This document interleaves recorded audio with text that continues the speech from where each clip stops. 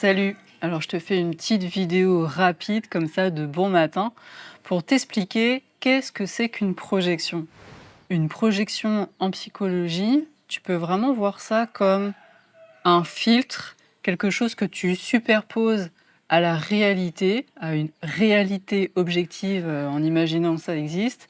Et donc une projection, c'est superposer sur cette réalité objective ce qui nous appartient, nos propres filtres, ce que l'on croit, comment on fonctionne, ce que l'on espère, ce que l'on désire, ce dont on a peur, nos conditionnements, enfin bref, tout un tas de choses qui viennent de notre réalité, de notre univers intérieur. Quand on fait une projection, quand on projette, on va le superposer à la réalité dite objective.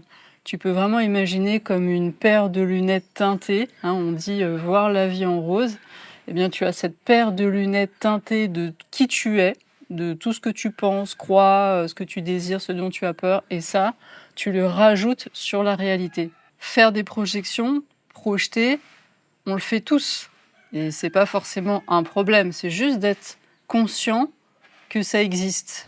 Et dans le podium de tête des projections que nous faisons tout le temps, il y a projeter soi-même sur l'autre, donc projeter qui on est, notre personnalité, notre manière de voir les choses sur l'autre. Donc ça, c'est vraiment ce que nous faisons tout le temps.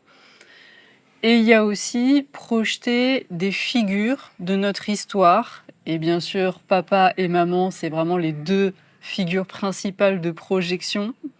Donc nous projetons très très souvent papa et maman sur les personnes qui nous entourent et surtout sur des personnes qui incarnent une sorte d'autorité pour nous, que ce soit parfois notre conjoint, parfois des politiques, parfois le gouvernement, parfois notre patron, parfois ça peut être différentes personnes. Mais dès qu'il y a cette couleur comme ça de l'autorité, on va quasiment automatiquement projeter papa et maman sur ces personnes-là ou sur ces institutions, sur ces figures-là.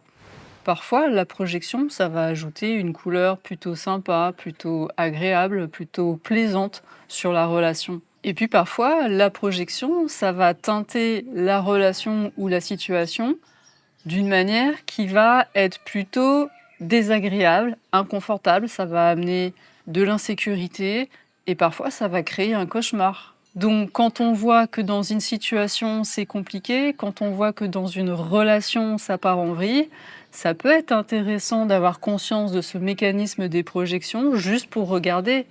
Est-ce que cette situation en elle-même, d'un point de vue objectif, est-ce que cette relation, d'un point de vue purement factuel, et là c'est important d'être capable d'observer et de se rapporter vraiment aux faits, vraiment à ce qui s'est passé de la manière la plus objective possible pour regarder, est-ce que c'est vraiment la relation ou la situation en elle-même qui va pas, où il y a quelque chose à régler, à changer, à transformer parce que ça va pas du tout, ou est-ce qu'on n'est pas en train de projeter quelque chose qui nous appartient sur une situation ou sur une relation qui en elle-même ne poserait pas forcément de problème et qui pourrait être tout à fait saine. Donc ce discernement-là, il n'est pas toujours évident et c'est vrai que parfois ça peut être intéressant d'avoir un regard extérieur en parlant à quelqu'un ou en ayant un accompagnement pour se rendre compte si, ok, c'est la situation en elle-même ou c'est la relation qui dysfonctionne ou est-ce que on est juste en train de projeter un truc qui nous appartient, mais la situation, la relation, bah non, il n'y a pas de problème avec ça. Voilà pour ces quelques éclairages rapides sur qu'est-ce que c'est qu'une projection en psychologie.